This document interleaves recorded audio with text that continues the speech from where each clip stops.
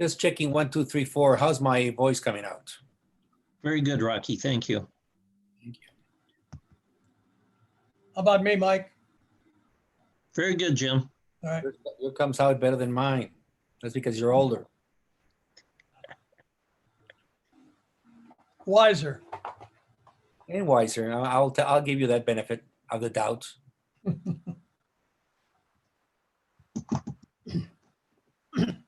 Mike, are you going to give us the countdown? You want to start right at 4? Let's start right at 4.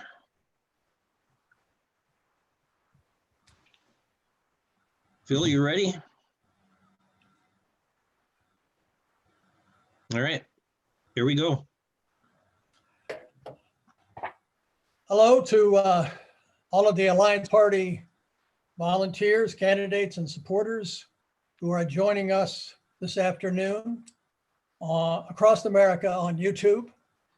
And also a special welcome to our voting delegates who are joining us through Zoom.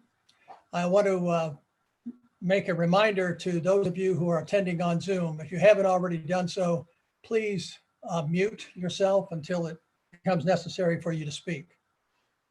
I'm Jim Rex. I'm the National Chair of the Alliance Party, and I have the honor and the responsibility to chair our presidential nomination convention. As all of you know well, as all Americans and most of the humans on our planet know well, reality requires virtual meetings at this unprecedented time.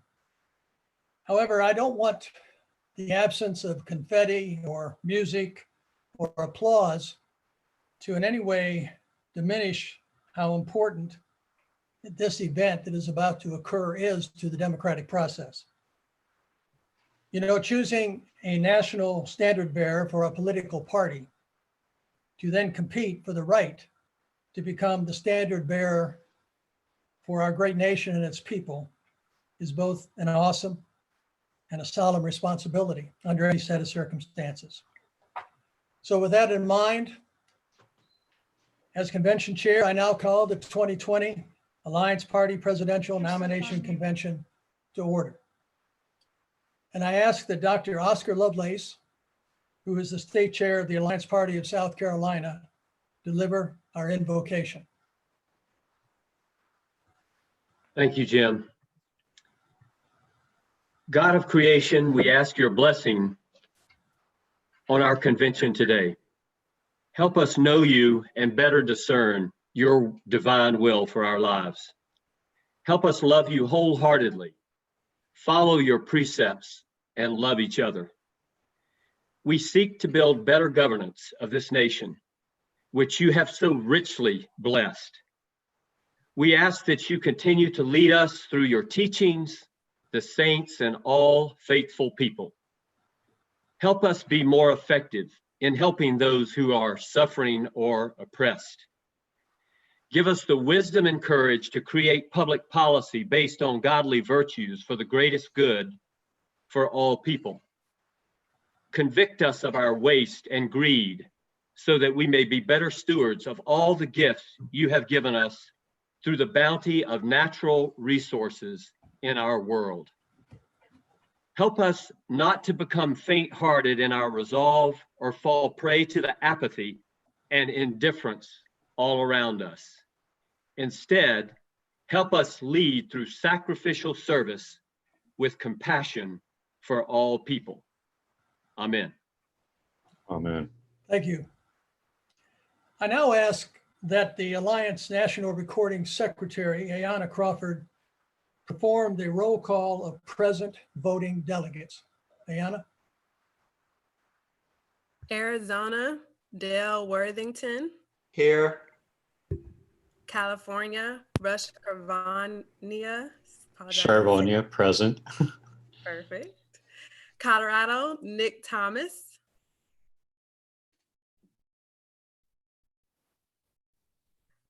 Had to unmute there. Present. Perfect. Florida, Mark Cardenas. Present. Perfect. Georgia, Dan Payne. Present. Illinois, Adam Oppenheimer. Present. Perfect. Maine, Tucker Lewis.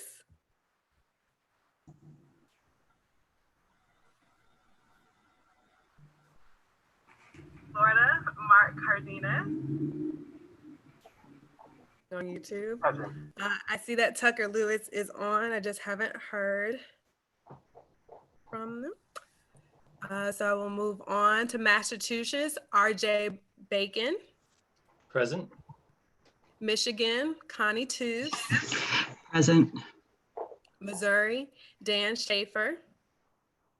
Present. New Jersey, Nick Cumbers.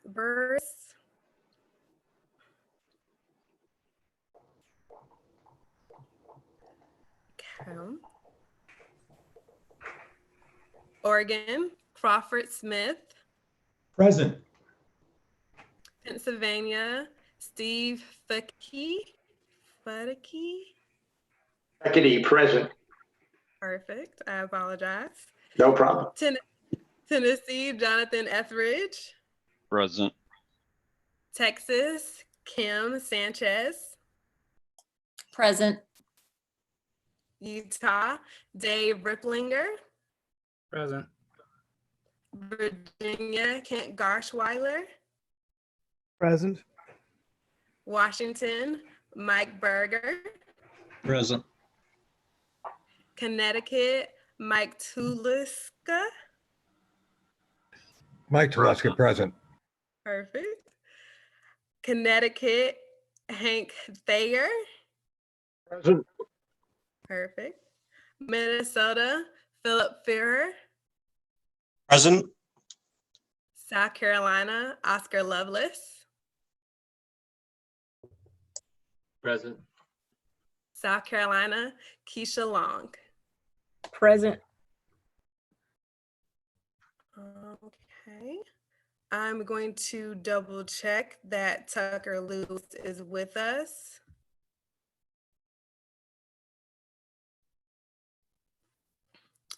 Okay, haven't.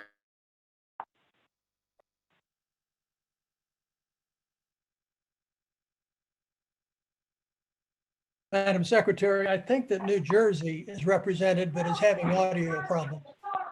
Can you hear me now? Yep. Can you hear me? Yes, I am present. Sorry about that. I was muted. Okay, perfect. Sounds good. Okay, I have to recount.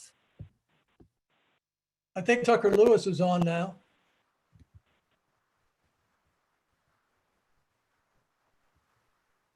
Can you hear me now? Yes. You can? Tucker, Ayana, did you get Tucker Lewis from Maine? Yes, I heard you, Tucker. Oh, good. I'm present. Tucker, I'll mark you out. So we have 23 delegates present. Okay, thank you, Madam Secretary. The chair acknowledges that as of 4:08 p.m. Eastern Standard Time, there are 23, did you say, voting delegates present. It's possible before we get to the vote that we may have some additionals come in. If so, we'll add those to the total. On October the 14th in 2018, just 18 months ago, a group of men and women met in Denver, Colorado. And it was an interesting group of people. Some were from existing state parties. Some were battle-scarred veterans and refugees from the Democrats and the GOP parties.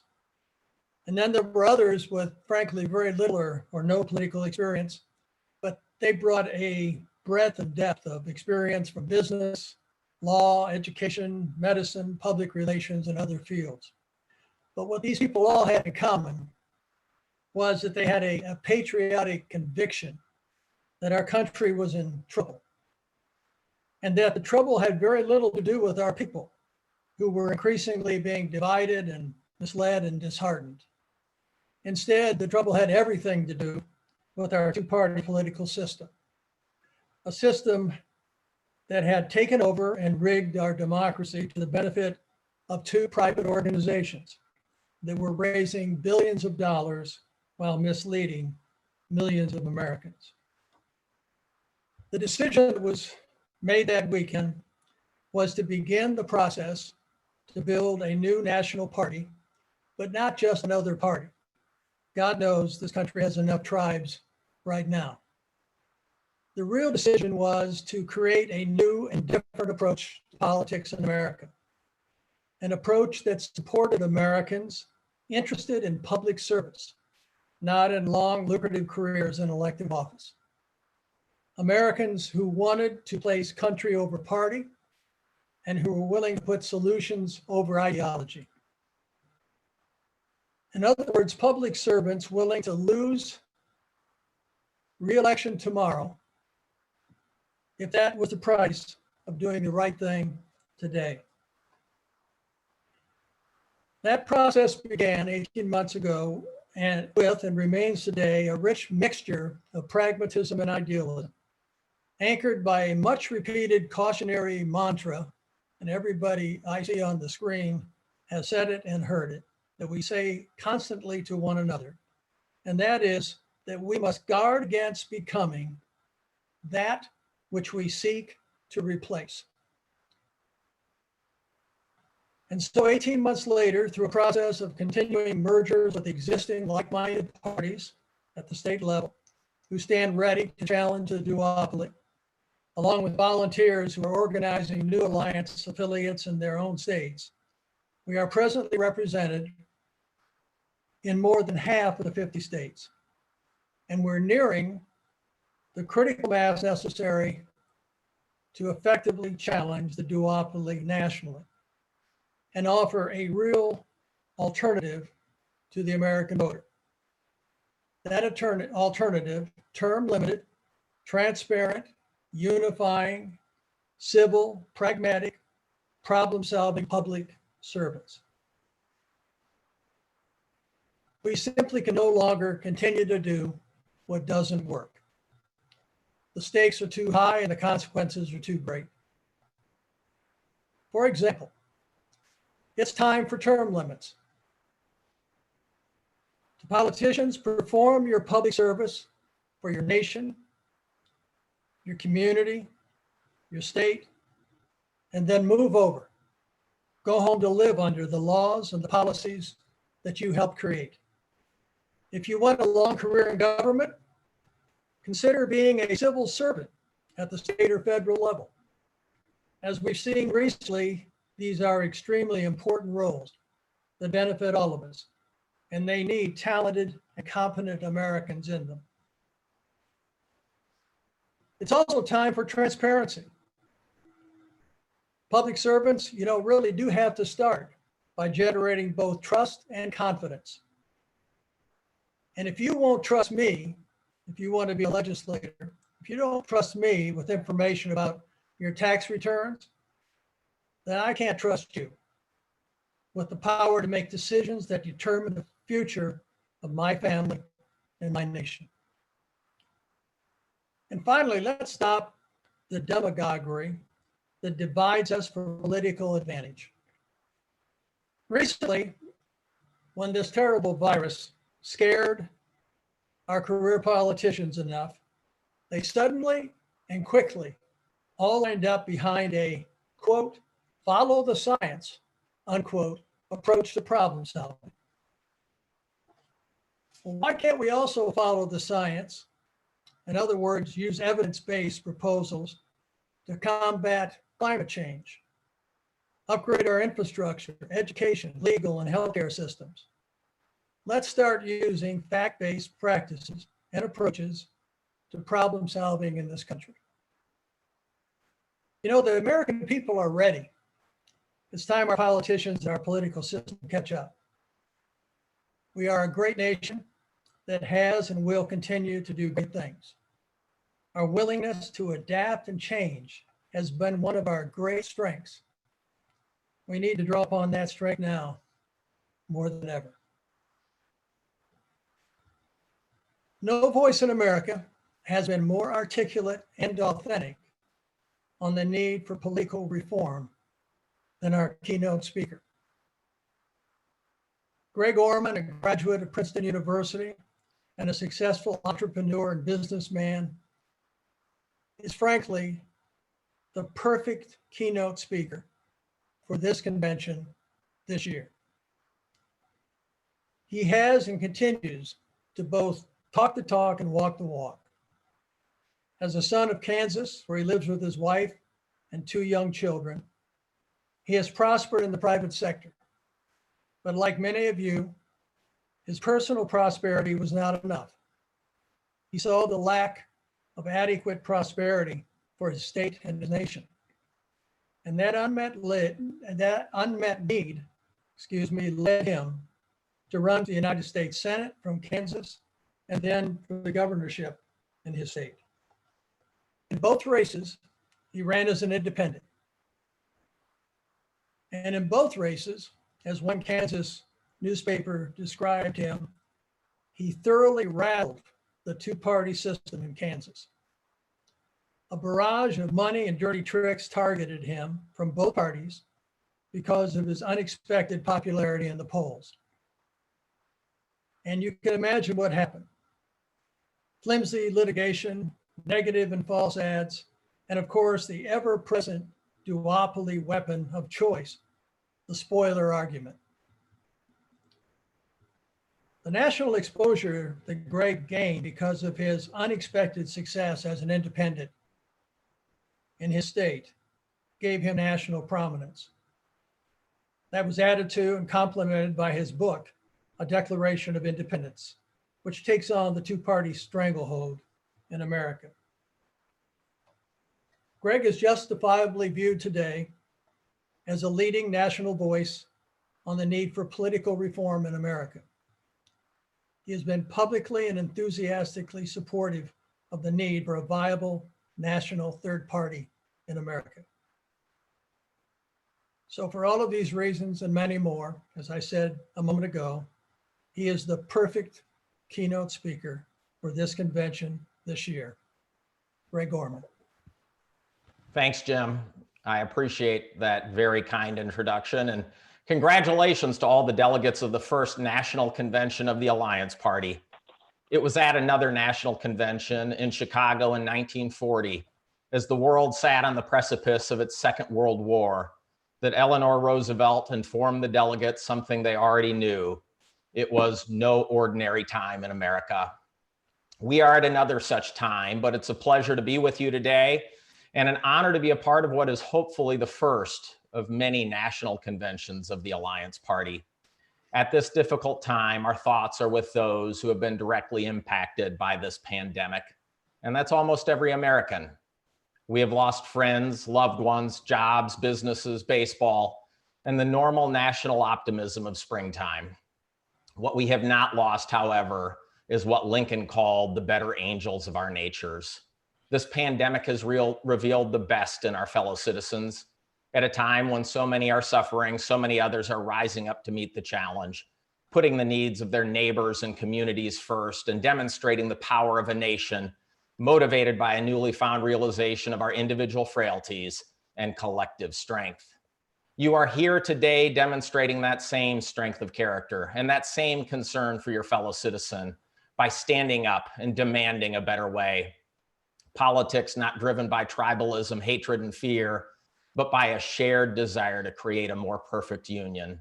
So I want to thank all of you for not only being a part of this today, but also for your continuing efforts to help our nation live up to its founding ideals.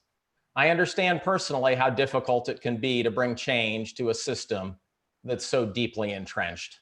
I know firsthand how your efforts are often met with powerful resistance from individuals and organizations with a vested interest in maintaining the status quo. And while you are working hard to create a system that is more responsive to the needs of the American people, it's not easy to persuade voters to look up from their busy lives and daily pressures to embrace your efforts. In some cases, apathy is our greatest obstacle. But those of you here today are sending a strong signal. You are saying that you will not sit idly by and watch the greatness of our nation slip away. You will not be bystanders to the death of the American dream.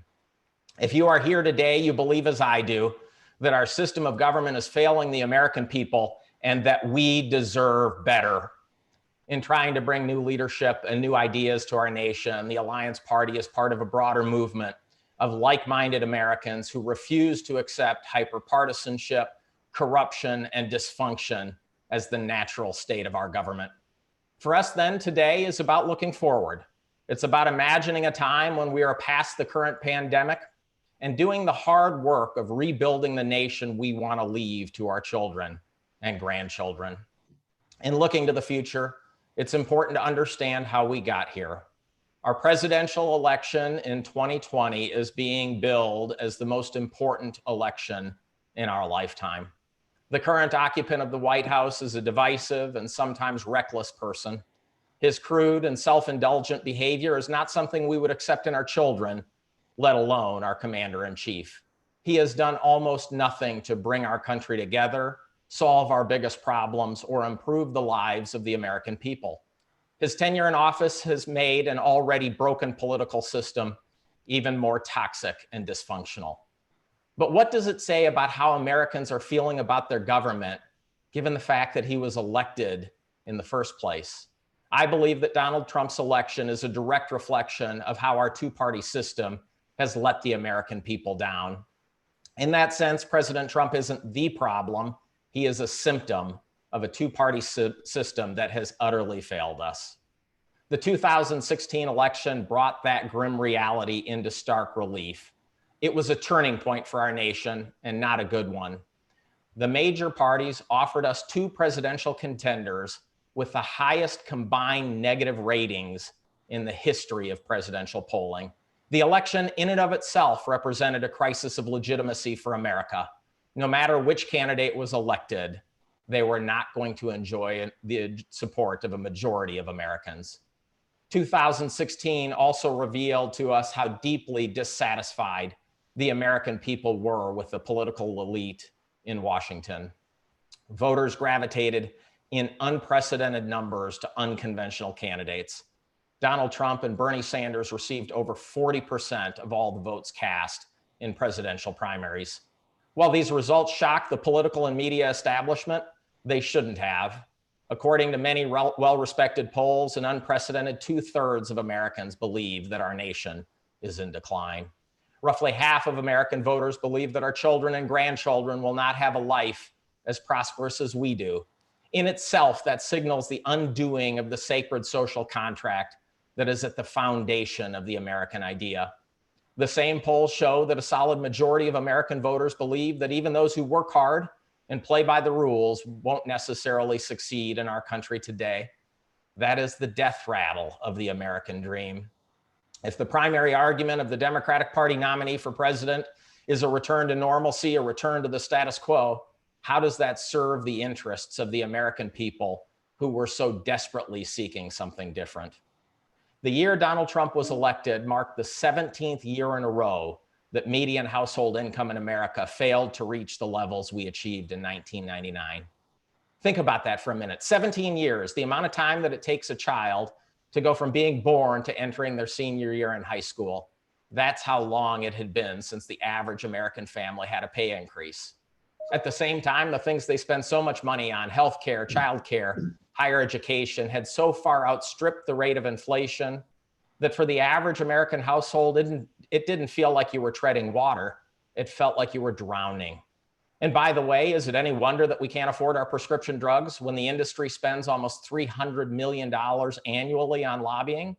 Over $500,000 for every member of Congress they're paid to influence? Does it surprise anyone that the $4 billion the pharmaceutical industry spent on lobbying over the past 2 decades led to a prescription drug benefit that denies Medicare the right to negotiate prices? Or that Democrats left that in place with the passage of the Affordable Care Act? We are lining the pharmaceutical industry's pockets with $30 billion a year in excess profits, profits that come at the expense of our country and in some cases, our most vulnerable Americans, those fighting debilitating and oftentimes chronic conditions. Of course, Americans are deeply frustrated. Does it surprise anybody that there's no accountability for the $150 billion a year that we spend to try to make higher education more affordable for Americans, when the industry has spent almost $1 billion over the last 10 years lobbying to ensure they avoid that very accountability?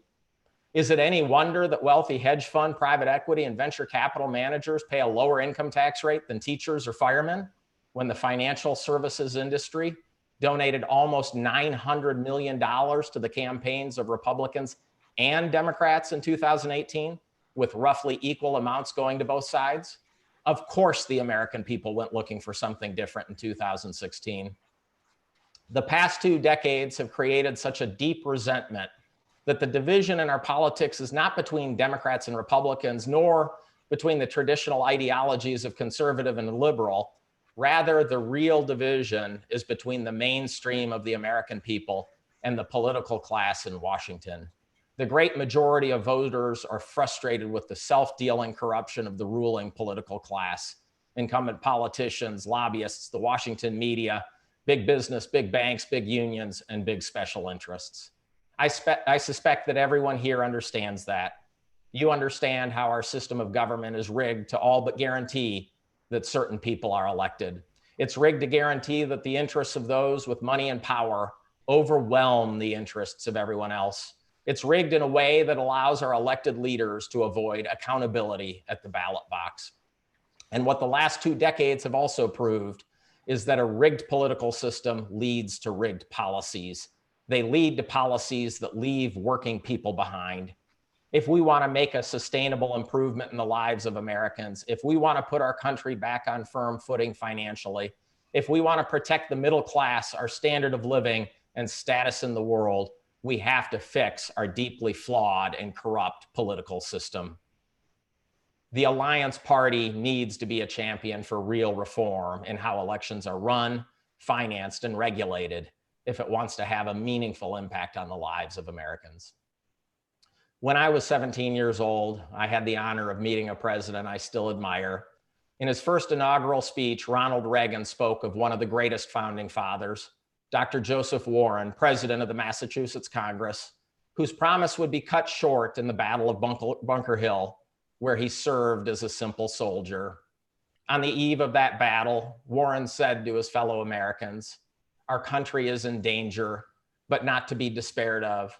On you depend the fortunes of America. You are to decide the important questions upon which rest the happiness and the liberty of millions yet unborn. Act worthy of yourselves." The Alliance Party has to stand for something different than our 2 parties who merely seek to divide us and believe that no one or nothing could be better for America than a perpetuation of their rule. It has to act worthy of itself. The Alliance Party should be a party of ideas, a party that seeks to elevate the political discourse in America, a party that rejects the false choices of the 2 major parties, a party based on the belief that new leadership and new ideas are the only way to invigorate America and make the American dream real again for everyone who's willing to work to achieve it. A party that won't divide us with lies or bribe the American people with false promises, but will strive each and every day to approach them honestly, humbly, and authentically. Your party needs to work to push Americans outside the comfortable but destructive confines of the blue-red narrative that pits neighbor against neighbor.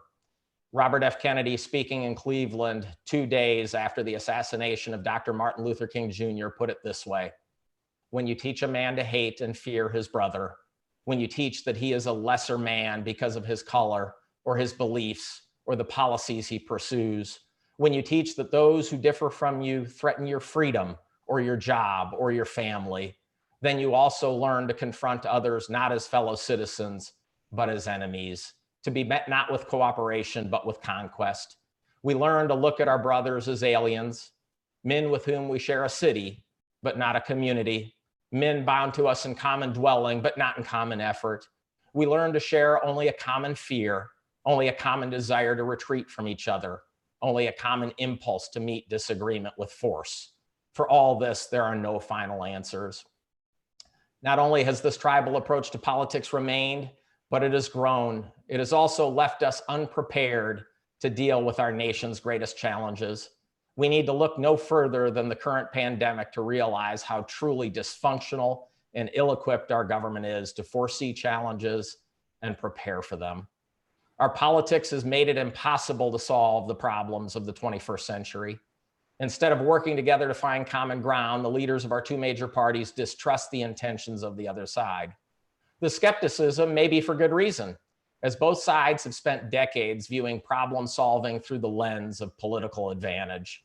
The problem they are actually solving is not how to improve the lives of Americans, but rather how to keep their stale party in power to protect their perks and privileges. With America in crisis, the threat of inexorable decline before us, our children's future in doubt, and the American dream itself evaporating before our eyes, there is so much more at stake than the political fortunes and ambitions of two failing political parties in Washington. What matters to the people I speak to is simple. How will they support their families? Will they be able to send their children to college? Will they have security in their lives and health, their homes and retirements? Will their children be safe and happy and have the opportunity to lead productive lives? And while the last 2 decades have made Americans less confident about the answers to these questions, without real leadership and innovative ideas, the next 2 decades will see even more disruption. For the Alliance Party to fill that void left by the two parties, it has to be the party of big ideas. This isn't simply a requirement to capture the attention of potentially like-minded Americans or to safeguard our country's future, but a political imperative as well. If you begin to gain any traction, one of the trite attacks against you will be, as it is against all new parties and independents, that you don't stand for anything. This tiresome talking point will be hurled against you whether or not you have thousands of pages of policy prescriptions publicly available for all to see. Aided and abetted by their accomplices in the partisan media, the two major parties will criticize, ridicule, and demean your efforts. They will count on Americans not to go out and find the truth for themselves. The antidote for these attacks is to stand proudly for big, bold, innovative policies that can't be dismissed or pushed aside as frivolous reforms, as if good government was something to be ashamed of and reform a dirty word. Instead of being partisan centerpieces intended to secure votes without ever being enacted into law, they need to build on the moral foundations of conservative and liberals alike and be written in a language that is the true ideology of Americans, common sense. And they need to directly address our biggest problems. We can have high quality and affordable healthcare. We can have a good economy and a clean environment. We can have great public schools and a pathway to economic opportunity for all Americans, regardless of where they started in life. We can have a just nation that treats everybody the same, regardless of their race or religion, their gender, or who they love. We can have a criminal justice system that protects us, but is also fair and works to improve people's lives instead of trapping them in a cycle of failure. We can have great jobs, economic growth, and freedom, and a tax code that values work as much as it values investing. We can reinvigorate that uniquely American concept that where you start in life does not determine where you end up.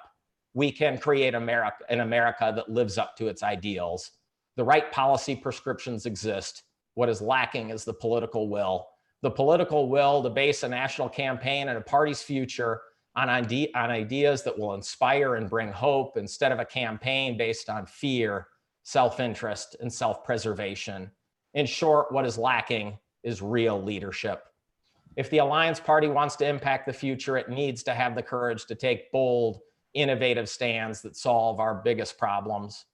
I realize there are many in the media and within the two established political parties who will be concerned about what you're doing. If you gain traction, there will be talk about the potential for you to steal votes from one of the major party candidates. In a race where the margin for victory on a state-by-state basis might be a few thousand votes, you can count on that resistance. But if there's one thing the people here understand better than most, it's that votes aren't the property of one party or the other. They can't be stolen.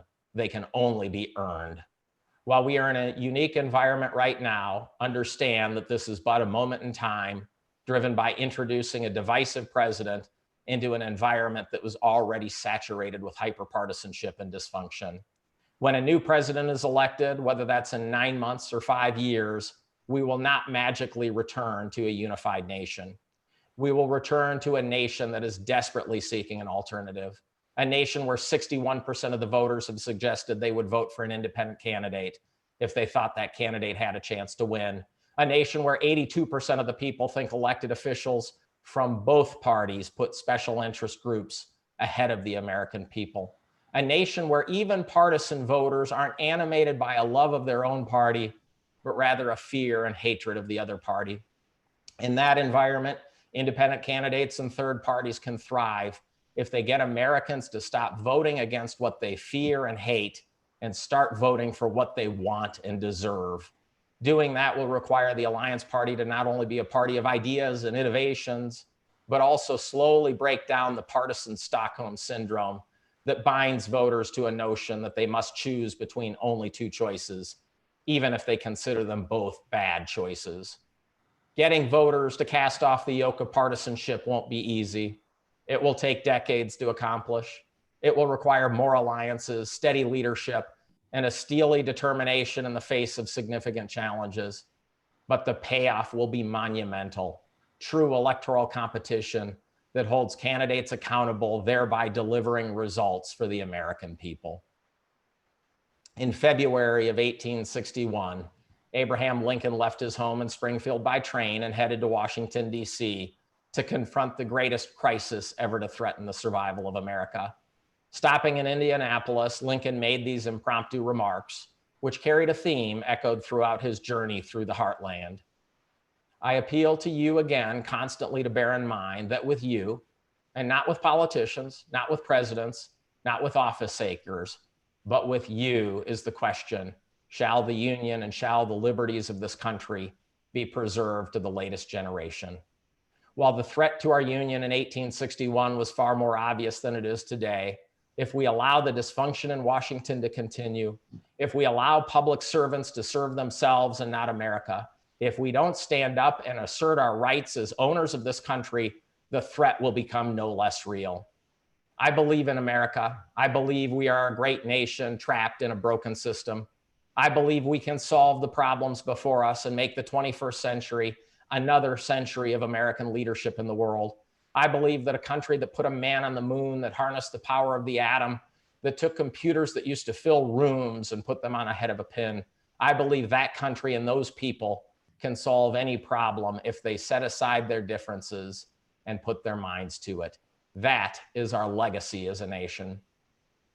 When historians look back on America in 100 years, they're going to write about the people here today and others around the country who stood up to fix our broken and corrupt political system. It is because of American patriots like you who fulfill their sacred obligation to deliver a better country to the next generation that the American dream will be renewed. It is up to us and to patriots around this great country to stand and fight for what is good, what is just, and what is right. It is our solemn duty as citizens to end the corruption in Washington, to end the fear, to end the hyperpartisanship, and to bring about a new era of government that puts the American people first. Good luck, God bless, and thank you for everything you're doing to help our country live up to its founding ideals. Thank you, Greg. Thank you for that inspiring, world-class keynote speech. I said it was a perfect speaker for our keynote address. I think you see why. Perfect for our party and perfect for our times. Brian Moore is our next speaker, and Brian will introduce the candidate for the nomination of the Alliance Party for Vice President of the United States, Darcy Richardson. Brian has been a political activist, a candidate himself, and he's engaged in numerous political reforms for a number of decades. His candidacies have been affiliated with a number of different parties and causes over the years of his activities. And like his friend, Darcy Richardson, he has not only spoken and written about the need for political reform, he has been in the arena of political reform with his candidacy and using it as a tool to advocate for and bring about change. Brian Moore. Thank you, Jim. Darcy G. Richardson is an American author, a historian, and political activist.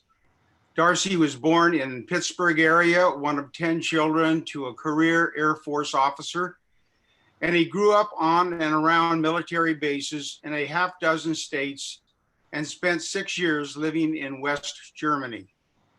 Darcy studied business administration and economics at Temple University in Philadelphia.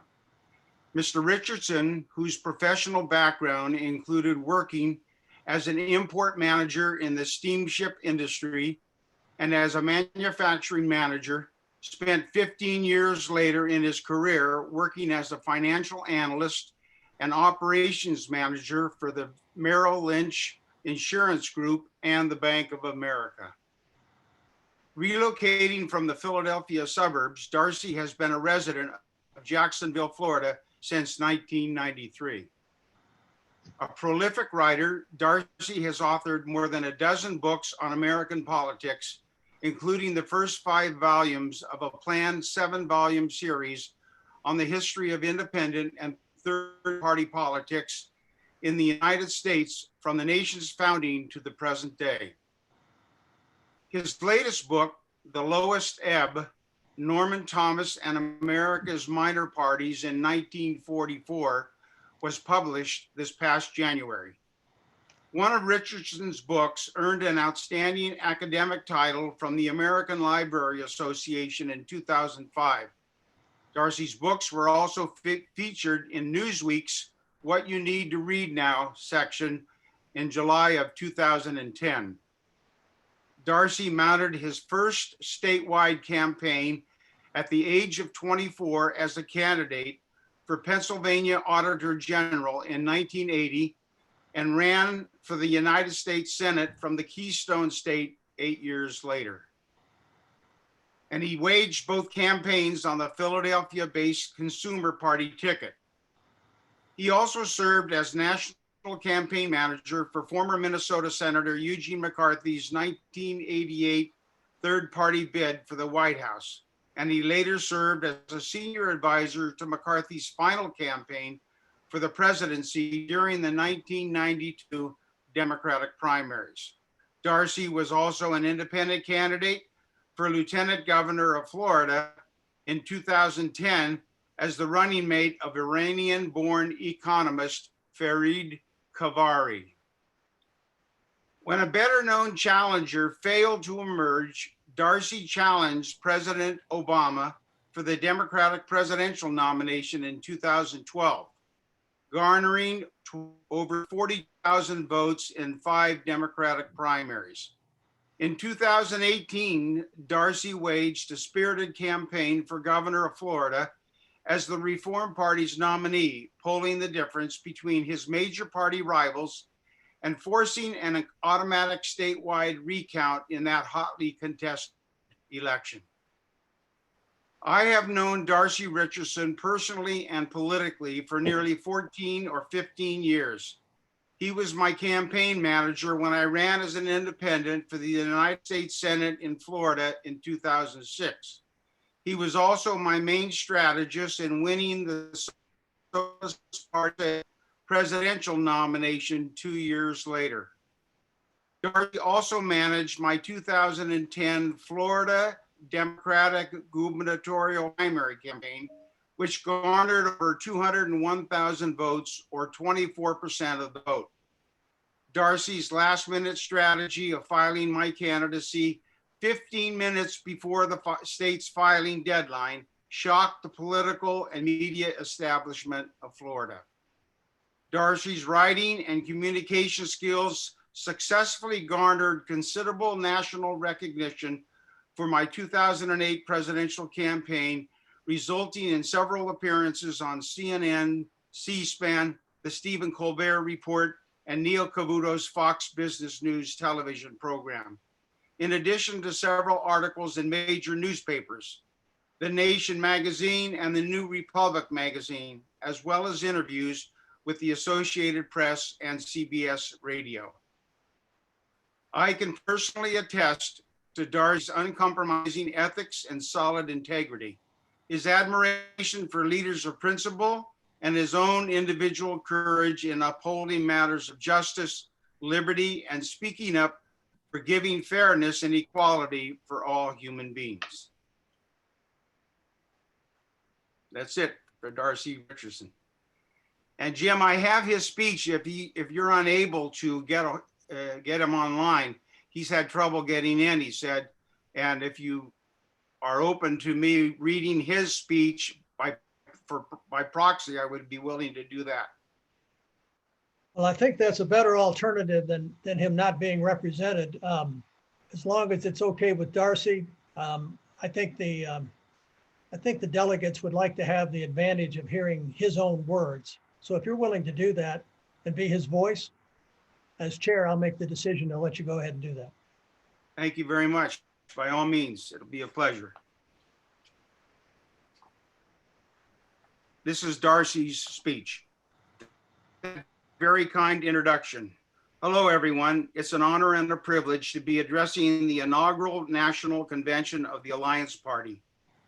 A party, as fate would have it, emerging on the American political scene in one of our nation's darkest moments, an uncertain period in which the United States may be facing its greatest challenge in modern history.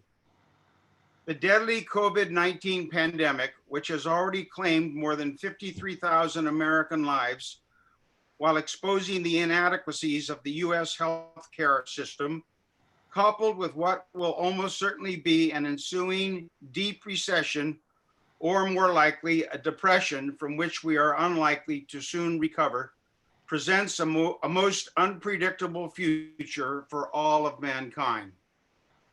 As National Chairman James Rex, I love Jim, he's great, has eloquently pointed out, the twin crisis facing this country demonstrates just how ill-prepared the special interest dominated duopoly was in preparing for the kind of pandemic the country is now facing. Knowing that the kaleidoscopic impacts of climate change multiplies the threats of infectious diseases, and given the SARS, the Zika virus, MERS, and Ebola outbreaks in recent decades, and the very real possibility of a more widespread global pandemic in the near future, both parties share in the blame for this country's unforgivable lack of preparedness. As Jim has said repeatedly, the United States had ample warnings, decades actually, yet our leaders had done little or nothing to prepare the country for the kind of pandemic we're now tragically experiencing. How pathetic that the United States, once the manufacturing marvel of the world, had to rely on life-saving ventilators, masks, and other basic personal protective equipment from countries like China and South Korea at the outset of this deadly crisis. Making matters worse, President Trump squandered at least 8 weeks at the beginning of this health crisis, calling the coronavirus a hoax. And that was only 4 months after he shuttered the US Agency for International Development's PREDICT program, which was responsible for identifying and combating new emerging viruses. The president's slash and burn approach to the scientific wing of the federal government also includes trying repeatedly, and sometimes with success, to cut funding for the CDC's unit for fighting global pandemics. Shame on him. But the Democrats, who have been reduced to second guessing the Republicans in recent years, also share in the blame. They too have neglected science and research, as federal funding for basic research in these critical areas has shrunk markedly over the past 2 decades during Democratic and Republican administrations alike. The Democrats controlled the House for half that period and likewise held a working majority in the US Senate for 10 of those 20 years. In this crisis, as with so many other issues in the past several decades, the Democrats and the Republicans have failed the country, and they failed it badly. Sadly, we may now be witnessing the tragic spectacle of an administration that was too slow in responding to this crisis in the first place and too quick to reopen the country. As Dr. Lovelace noted several weeks ago, it's likely we could experience a double whammy, not unlike the 1918 influenza pandemic, which came back with a vengeance and eventually claimed an estimated 675,000 lives here in the United States and at least 50 million people worldwide. We can't see into the future, of course, but the president should be held personally accountable on November for his inexcusably slow and tepid initial response to this severe health crisis. I suppose we should count our blessings. It's probably a good thing Donald Trump wasn't around at the time of the American Revolution. If he was and had taken the midnight ride of Paul Revere, he would have arrived in Lexington several weeks after the fact, shouting, "The British were here. The British were here." The country can surely do better. The pandemic's resulting economic crisis is also deeply worrisome. Despite Trump's claims to the contrary, there's plenty of evidence that the United States had some very serious financial issues even before the coronavirus outbreak, as evidenced by the little-known fact that the Federal Reserve had inexplicably and quietly pumped a staggering $6.5 trillion. That's trillion with a T, mostly in the form of repo loans into the nation's largest banks over a 6-week period beginning in September of 2019, several months before China reported its first case of this deadly disease. By March, that figure had swelled to $9 trillion in cumulative loans to Wall Street banks.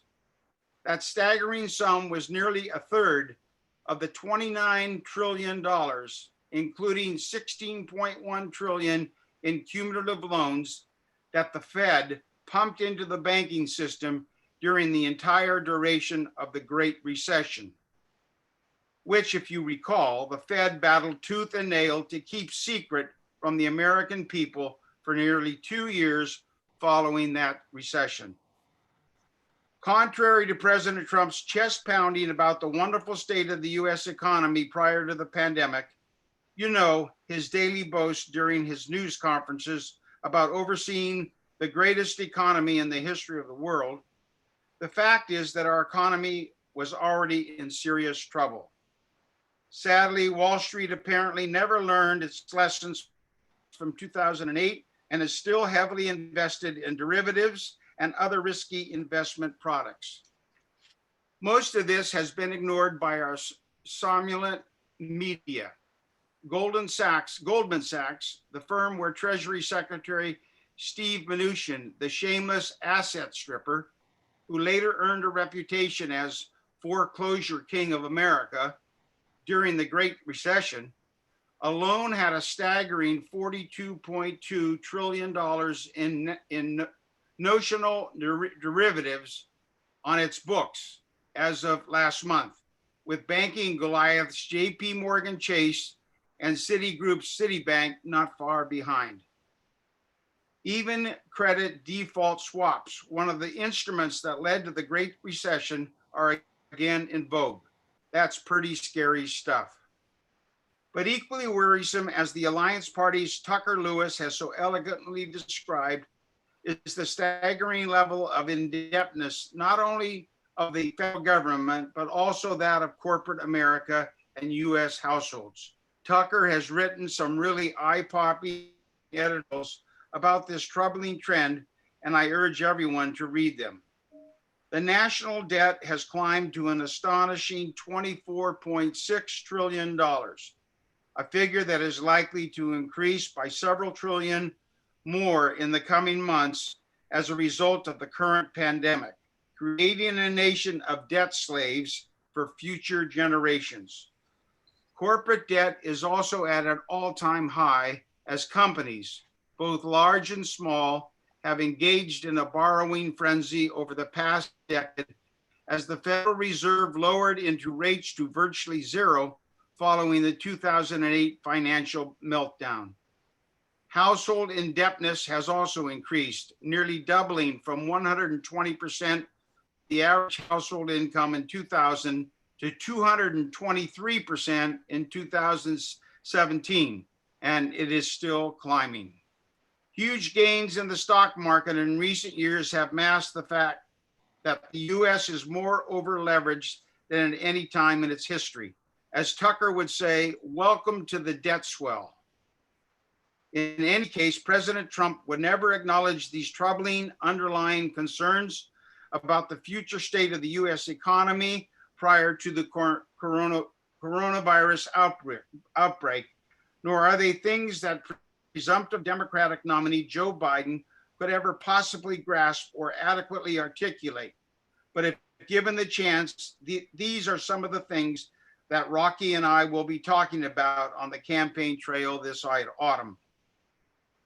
In closing, let me say that each and every one of us, those assembled here today and those who will learn about the Alliance Party in the months to come, must bear witness for the times in which we live, an obligation or duty to make this country and the world a better place. The forthcoming campaign will undoubtedly be a difficult one, but I am deeply honored and humbled to be part of this much needed effort.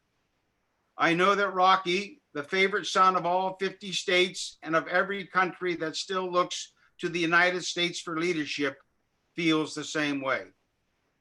Following a steady 40-year decline, one in which our middle class was virtually hollowed out through misguided trade deals such as NAFTA, the Alliance Party, in my view, is the party this country has been waiting for.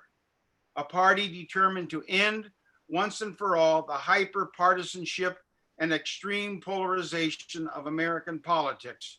And most importantly, a party capable of returning the United States to its historic, independent, and positive role as a force for good around the globe.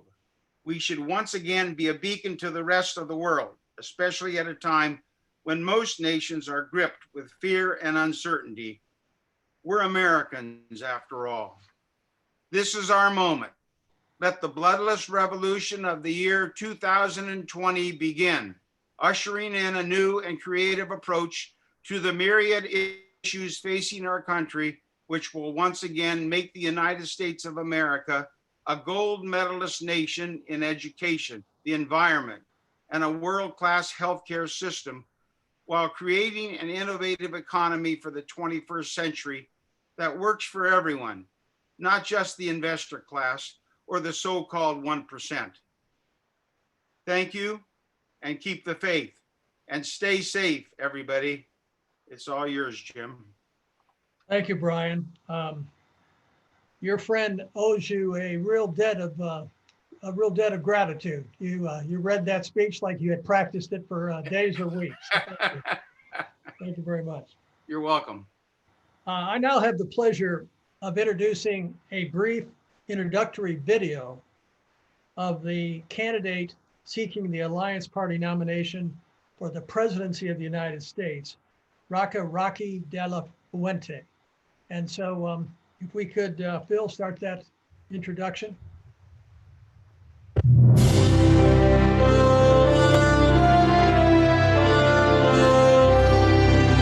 Roque de la Fuente, or Roque, as he is affectionately known, is living proof of the existence of the American dream.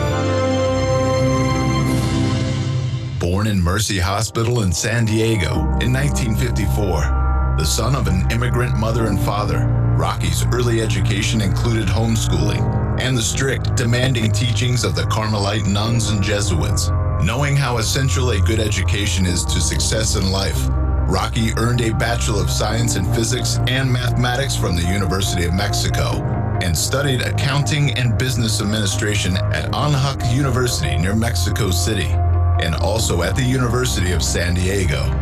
Between 1976 and 1990, Roque acquired 28 automobile franchises, opened 3 banks, several assisted living facilities, and 11 currency exchange locations in the United States and Mexico.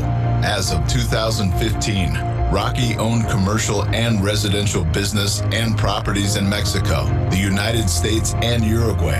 It is through his love of family, his quality education, his curiosity, and enthusiasm that Roque has developed his enterprisingly bold and wonderfully appealing personality. His hard work, ethics, discipline, honesty, organizational skills, humility, transparency, and honesty are key parts of his character. Roque is truly a man of the people, never having forgotten and always identifying with all people. As a man of business, brilliant ideas, many enterprises, cultural wisdom, and experiences, he became troubled by the broken state of politics in our country, where daily we are losing more and more of the basic human values that our great nation has been built upon. Roque, who along with his wife has raised 5 children based on these principles and values, wants to work for all this country's children to create a better future for them and their families. Roque will tell you he has been blessed with major success in business because of the discipline, honesty, transparency, order, humility, and integrity to which he has always been dedicated. Along the way, he became more and more troubled by the broken state of politics in America, where none of those values exist.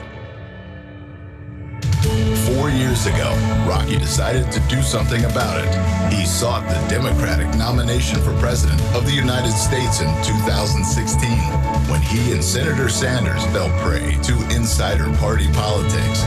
Since then, he has boldly shown perseverance and dedication to his cause of political reform by running for president twice with other parties, the U.S. Senate twice, Congress, and mayor of New York City.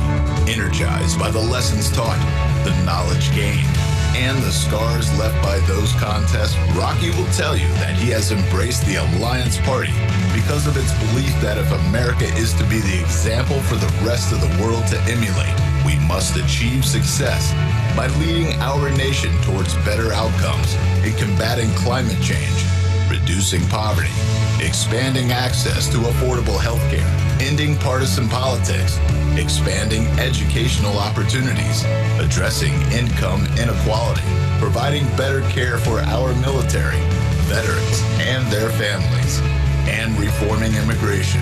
With support from the Alliance Party, together we can fix the broken two-party gridlock. Roque de la Fuente, the son of immigrants, has his sights on what will be the ultimate achievement of his life, becoming the 46th President of the United States.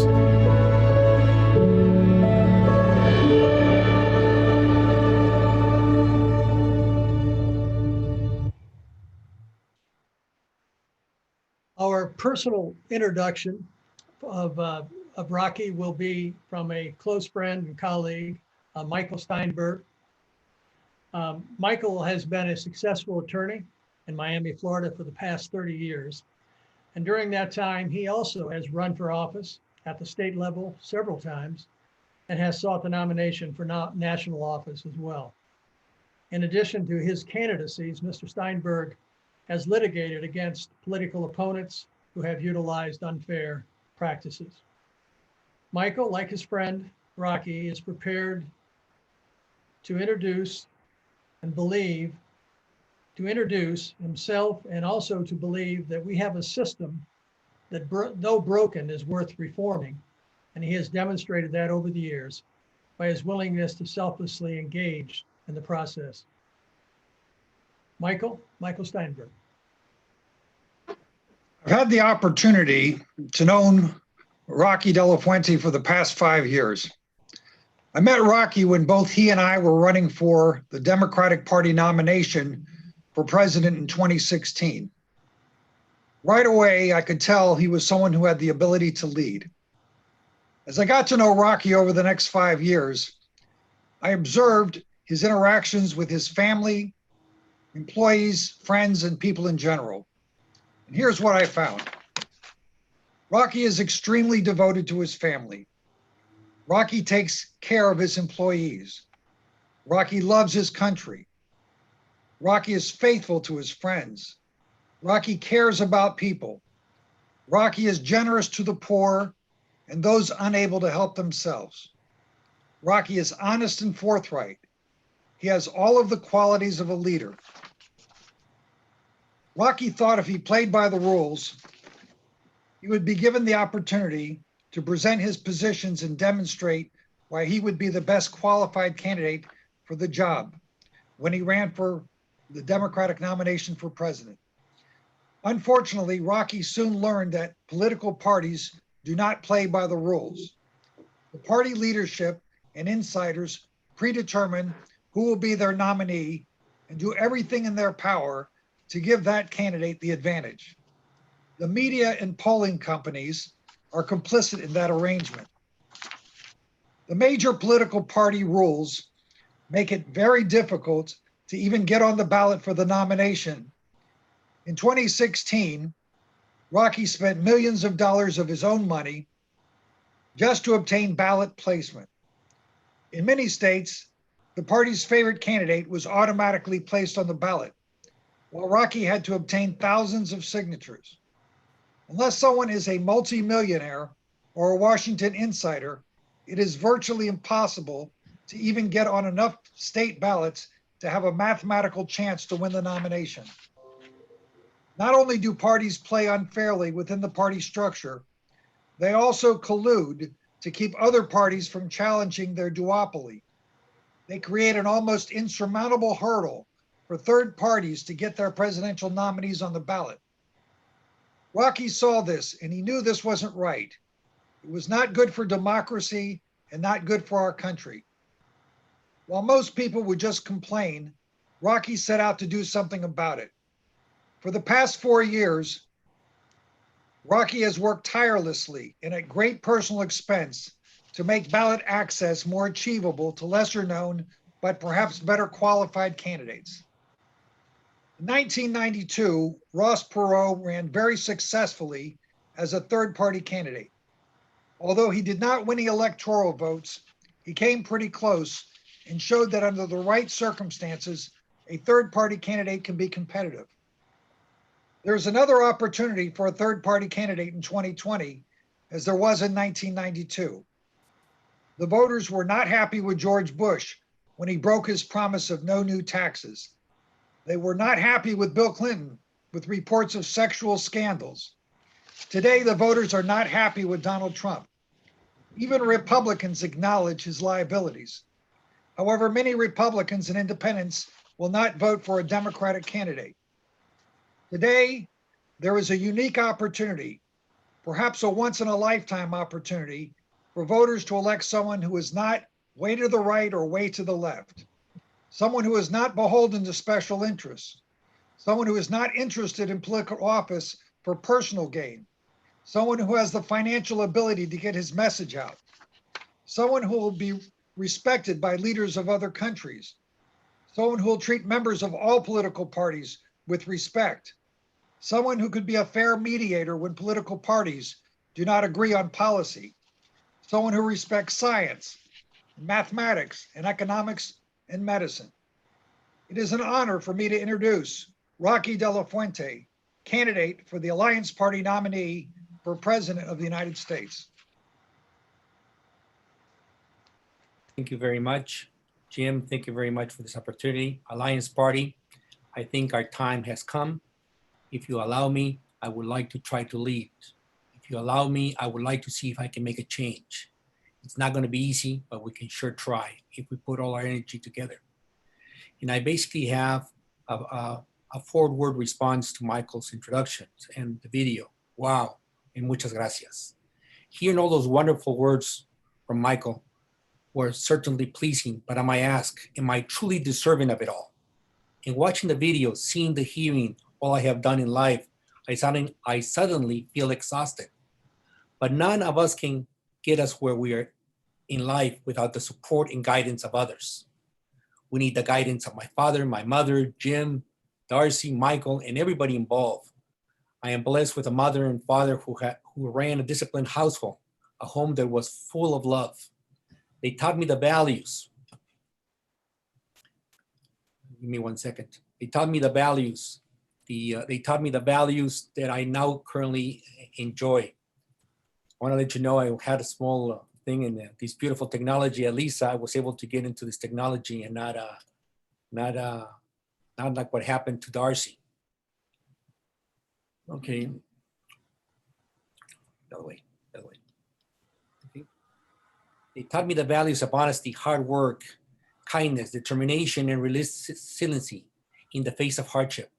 I truly believe that any success I have achieved in my business and personal life has been because they instilled those values in me, along with a helping of self-esteem, creativity, and curiosity. And I hope people will tell you I still embody those values today. Of course, my success in life has also been achieved by adhering to the ethical, moral, spiritual lessons that were taught to me as a young age as a Catholic, as a good Catholic. Morality, spirituality, honesty, kindness, determination, ethics, and of course, and most important, trust. I submit to you those values have been lost. No, they have not been rejected by the two political parties in power in the United States today. We need to bring those values back because right now the two political system does not work. In their place, we have a broken political system that embraces distrust, animosity, hostility, and yes, even hatred. As someone who loves America for all she has provided to me and millions of men and women like me, it saddens me to say that it is in danger of rotting from within. Because we love America, today we are launching a movement to begin to heal her. We are launching a movement today, the 25th of April, 2020, that would make it healthy again by restoring the long forgotten values and beliefs here sacred by the founding fathers, by the founding fathers. It is late, but not too late to rebuild our political process on the principles of decency, honesty, integrity, fairness, trust, cooperation, responsibility, and of course, trust. All of the standards championed by the Alliance Party. Alliance Party, take a look at that beautiful name, Alliance. I think you don't have to say more to understand that what it is. It's putting everybody together to make sure we can compete and we can have three-party system in this beautiful country. It's not too late to begin the right of laundryship of state with our movement to replace the reigning two parties and bringing her back, of course, again. I'm here today. We are here today, proud to be joined in a movement to chart a course that will lead our nation to a grand destination where there exists genuine happiness, unlimited opportunity, and true quality in life for all Americans. And I do mean all Americans. Our challenge now is to incite all Americans to rise up and join the Alliance Party. Join us in this movement. Join in the Alliance before it's indeed too late. Thank you, and God bless America. Jim? Thank you, Roque. Well, having been provided with the introductions of the candidates for nomination, and having now heard directly from the candidates for nomination, is there a nomination? Mr. Chair, Yes, sir. Mr. Chair, Phil Fuhrer, Minnesota. I'm sorry, go ahead. I spoke over you, Phil. Go ahead. Thank you, Mr. Chair. Greetings, fellow delegates and allies. In this inaugural national convention, there are plenty of new faces for all of us. Allow me to introduce myself. My name is Phil Fuhrer. I'm the state chair of the Independence Alliance Party of Minnesota. Today, we have the opportunity to do something that will move our young Alliance Party far down the path of establishing us as a federally recognized national party and a competitive alternative political option for the American people. We can nominate the ticket of Fuente Richardson for United States President and Vice President. Our Alliance Party is new, but some of the pieces of the sum of our parts have a longer history. This week marks the silver anniversary of my own involvement in alternative politics. It is now 25 years since I became involved in the Minnesota Independence Party as the state platform chair. I was there for the high of electing a governor in Minnesota as we shocked the world in 1998. And on the other end, I've seen plenty of supporters join our movement for only to depart after a single election cycle. In 25 years, I've learned that there are three key elements needed from supporters and candidates alike in building a successful alternative choice within American politics. The first is energy. It takes work and effort to succeed. And know that success is not linear. It comes in fits and starts, sometimes steps back, but always looking to move forward. We are all trying to build something that takes many hands to lighten the load. We have before us today Darcy Richardson for vice president, who has told me that he will put in any effort needed this year to support our party and the ticket. We have Roque de la Fuente, who has proven that he has the energy to run for the presidency of the United States and to fight for ballot access across this great nation. To succeed in this movement, you also need resources, wherewithal, the human and monetary capital needed to keep moving forward. Each of us has a role to play in sustaining that. And we are also fortunate that Roque de la Fuente and Darcy Richardson have the wherewithal to ensure a competitive campaign for the presidency and the resources needed for us to gain ballot access across the country in order for us to gain legitimacy and recognition of the Alliance Party as an established national party. And the final, most important element for success in our movement is perseverance. There will be work to be done in 2020 and beyond. We are not assembling a piece of IKEA furniture. This isn't putting together a bookshelf in 5 easy steps. The path before us is not short. There are and will be turns, hazards, and obstacles for us to navigate. We must, each of us, persevere.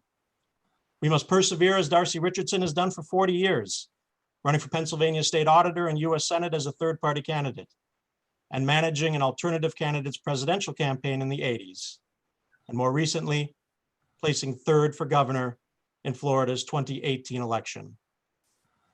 We must all persevere as Roque de la Fuente did in his 20-year fight against the city of San Diego.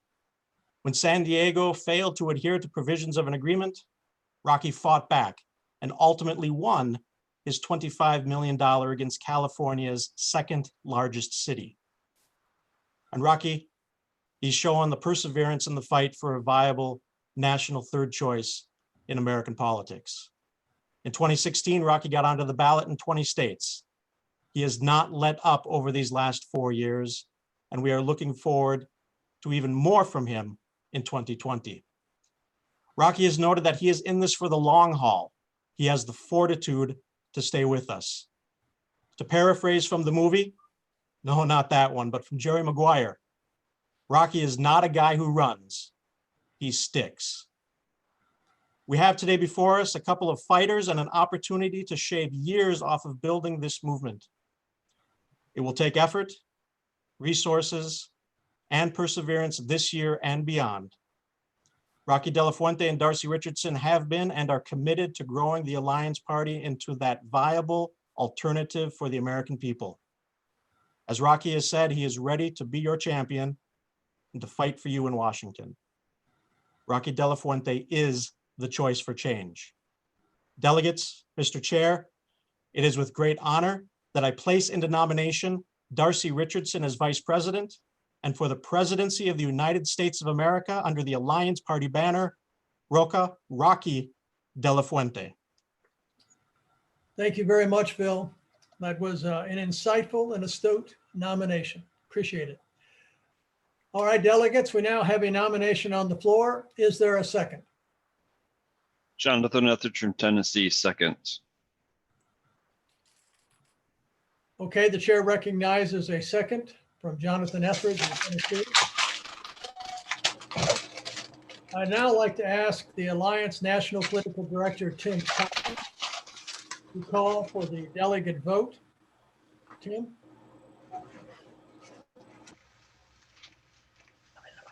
You mute, Tim. You're on mute, Tim.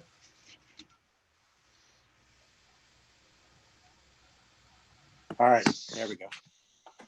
Thank you, Jonathan. All righty, are we ready?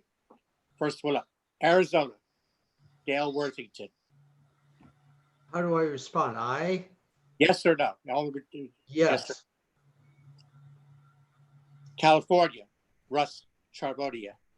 A proud and enthusiastic yes.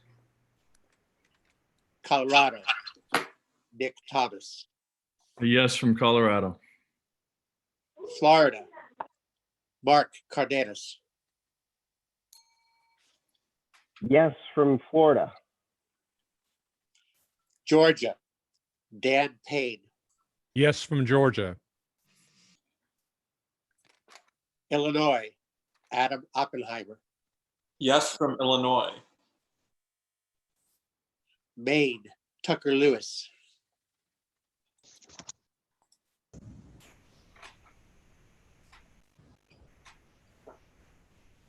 Maine, Tucker Lewis. Maine votes an enthusiastic yes. Massachusetts, R.J. Bacon. Yes from Massachusetts. Michigan, Connie Chews. Yes from Michigan. Missouri, Dan Schaefer. Yes from the state of Missouri. Nevada, Mike Power. The Silver State votes yes. New Jersey, Nick Camores. Yes from New Jersey. Oregon, Crawford Smith. Oregon votes yes. Pennsylvania, Steve Feckety. Pennsylvania votes yes. Tennessee, Jonathan Etheridge. Tennessee votes yes. Texas, Kim Sanchez. Texas votes yes. Utah, Dave Ripplinger. Yes from Utah. Virginia, Kent Garschweiler. Virginia excitedly says yes. Washington, Mike Berger. Washington, yes. Connecticut, Mike Teleska. From the great state of Connecticut, as chairman of the Independent Party and the affiliate party for the Alliance, I give a very enthusiastically yes. Hank Thayer. Yes. Minnesota, Philip Fuhrer. The great state of Minnesota, land of Paul Bunyan and Babe the Blue Ox, and the country's best state fair, which I hope still occurs this year. I will cast the first of our 2 votes as a yes. Ben Tobey. Minnesota's second vote will be nay. South Carolina, Oscar Lovelace. It is with great honor and deep conviction that I vote yes from the great state of South Carolina. Kaisha Long. No. Wisconsin, Michael White. Wisconsin, home of beer and cheese and lacrosse with the more bars per mile than any other city in the country, soberly and enthusiastically votes yes, or si prefiere, sí. Gracias. That's all the votes. That's 26. 24, I count 24 to 2. Motion carries. Thank you very much. Mr. President, ladies and gentlemen, I have the honor of introducing the Alliance Party's 2020 nominee for the presidency of the United States, Roque Delafonte. Delegates, very proud of those beautiful numbers. Hopefully we could have made it unanimous, but even those that did not vote for me, hopefully I will earn their respect in the foreseeable future. And hopefully we can make a big team together. So to those that did vote for me and the ones that did not vote for me, my sincere thanks for your confidence in my ability to lead us to victory. I'm deeply humbled and truly proud to accept your nomination for President of the United States. Ladies and gentlemen, we have a huge task ahead of us. We are making history, but our work now begins. It really begins now. Our priorities are clear. But before I tell you our priorities, let me give you what I believe in unity. If we're one person, Mrs. Long, or Mr. Smith, or Mr. White, they can break us. If two of us unite, they break us. But if all of us together, all the parties get together and we unite, they cannot break us. We cannot do this ourselves. We must do this together. Together we will make it stronger. To make these significant strides in achieving our mission, fundamentally change the governing structure of this nation, we must continue to unite with all other parties so we can make the changes this nation needs so badly. We must forge a true alliance with all other parties nationally in order to be on the ballot in all 50 states. To break up the monopoly the Democrats and the Republicans have on our country. I'm ready for the challenge. And I'm ready to lead you in that challenge. Are you guys ready? Are you ready? I hope you are, because I am. Now is the time for bold, creative, innovative, and smart action. It is not the time to congratulate ourselves on how far we come or how fast. We must look in the rear. We must not look in the rearview mirror. Now is the time to dedicate ourselves, our collective energy, and yes, our fortunes to the challenge ahead. The American people know the current process of our national government is broken. We must convince the American people we are the solution. We must remind them the almost forgotten principles on which this nation was founded, principles that the Alliance Party stands for. First among those near sacred dedications to preserve, protect, and defend the Constitution of this great United States of America. The Constitution has been ruthlessly abused, illegally manipulated, plainly ignored, and regularly misused to gain partisan political advantage. We must convince America we are the change agents that can bring an end to government corruption, stagnation, and partisan politics. We must convince America that we can bring America values and emphasize the importance of integrity and honor. We must convince America that we are the new political party with a modern, fiscal responsible, common sense, nonpartisan problem-solving agenda. And I do repeat, nonpartisan solving agenda. We must convince America that we will provide a new kind of politician, a term-limited, transparent public servant who puts our country before party and solutions before ideology. America knows it's time for a new choice, a better future, and we must convince them that we will lead them there. We must share with America the 6 words that define the principles and governing philosophy of the Alliance Party. Unity, and therefore community. Responsibility, accountability, fairness, integrity, and the most important one, civility. Something that our current commander-in-chief does not understand the word civility. It is clear to all Americans that they have been left out of the process and marginalized as citizens. It is clear to all Americans that we have lost our way as a democracy. Not even worse, we are losing democracy itself.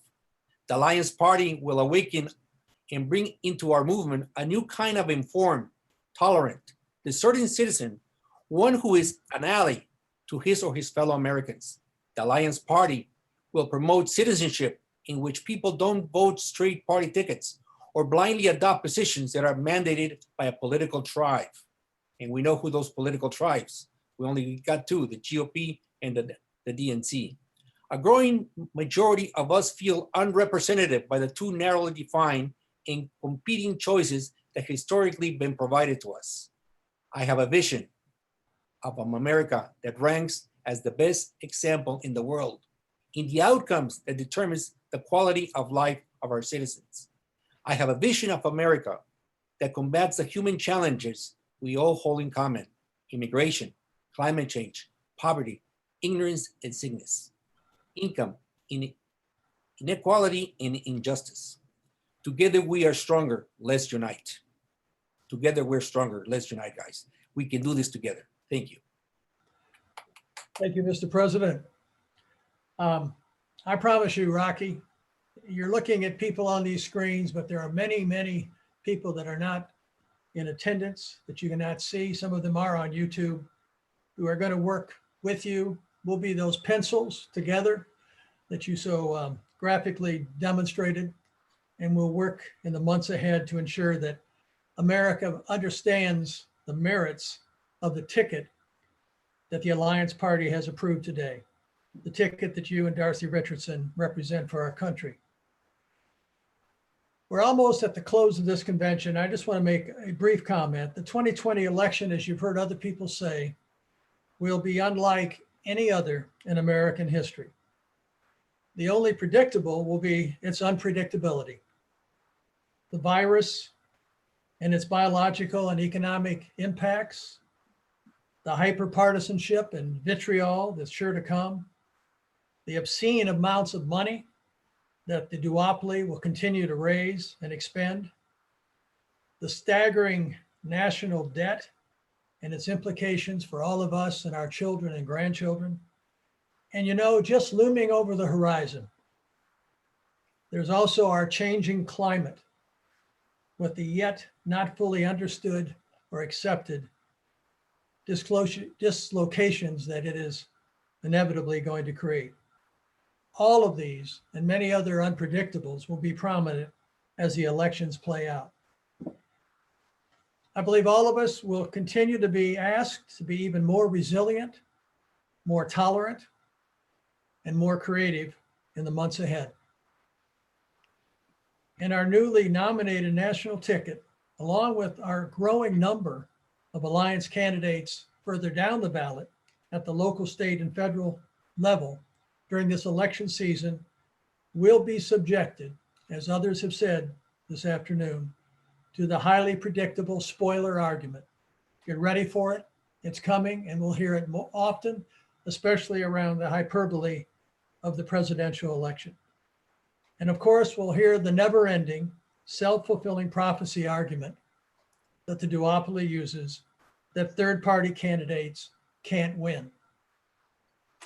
These are the arguments I submit to you of a failing monopoly. But the reality is the final days of dynasties often bring the most vigorous battles. So if you think it's been tough up until now, when they see the writing on the wall, it's going to get a lot more hectic and a lot more difficult for those of us who are challenging the system.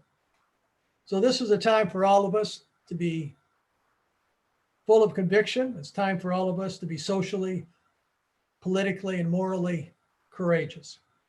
As I bring this convention to a close, I encourage each of you to stay for just a minute, 60 seconds after the close, for you to look at a video that was produced by an Alliance Party 2020 candidate for state office in South Carolina.